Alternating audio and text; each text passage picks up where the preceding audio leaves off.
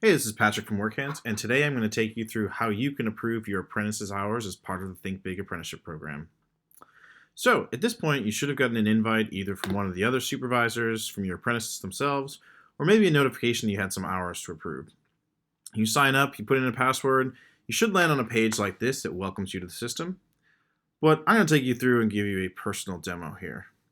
Now, what you see, you've got a list of apprentices assigned to you, maybe some time cards to take care of. We've got 9 here. And you'll have some reports that will generate for you. And that's really all you have to deal with in here.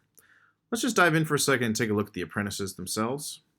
Now, by default, when we pull up the apprentices, we're going to show you all the ones who are in your organization. And the ones that are in orange or red assigned, these are the ones that you might get notified about to approve hours for. By default, we show you the active apprentices, but if you're looking for a past apprentice, you could find them there. Or if you have different occupations you're dealing with, you can find them that way as well.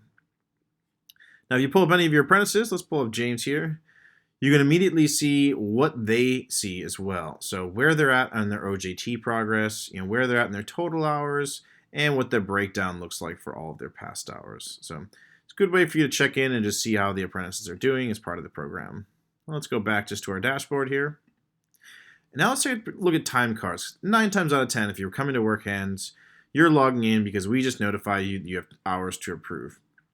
Now, by default, we filter on just those hours that are submitted and awaiting your approval. So what the things you should be taking action on should be sitting right here waiting. For whatever reason, though, you want to find other hours, you can clear this out. You can look for different statuses. You can filter by month, whatever makes the most sense for you.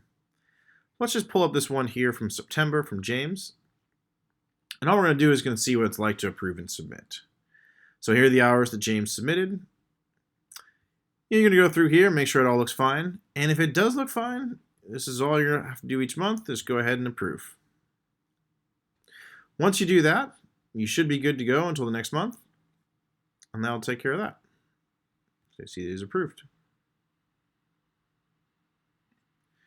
And we see that one filtered out. And that's that. Now, maybe you had a couple behind, you're a little behind on catching up. So let's go pull up Edgar's hours of September and see about those ones. Now, for whatever reason, maybe these don't look right. Maybe Edgar was out for a certain amount of time and you just want to give him that feedback so you can resubmit.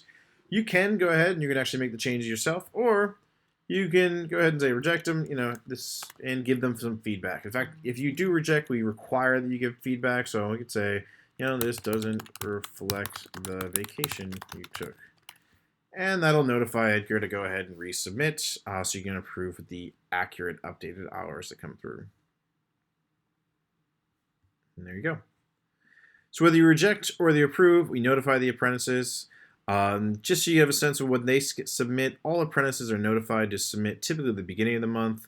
We give them some reminders. We'll give you reminders if you haven't approved. And then we start letting them know that they're at risk of being overdue. So all your apprentices should be submitting in those first week or so at the beginning of the month. Now finally, if you have any reason to want to pull this up in the report, we do generate reports for you. We'll just pull up this report section. All of these are just downloadable Excel files that you can use to pull up and see all of your apprentices across the board for their totals. And if you actually go to the apprentices page themselves, you have a detailed breakdown of a report for each one of them.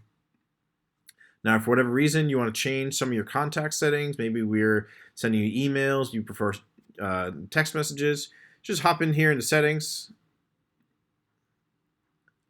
And from settings, you can actually change how you're notified, which email we use, your phone if you want that, and things like that. We'll just go back to the JTC. And that's that. And the main thing you're going to be doing, 9 times out of 10, you'll get notified to approve hours. You'll end up on that list of time cards, should be filtered just for the ones that you care about approving. Approve them, and then you're done until the next month. But if for whatever reason you forget all of this, you ever need help, just pull up support. My colleagues are typically on here. They can help you out with any questions you have. Make sure that this is nice and easy as you get on your way. Now that's that. We're looking forward to seeing you on the site, and don't be a stranger if you have any questions. Thanks.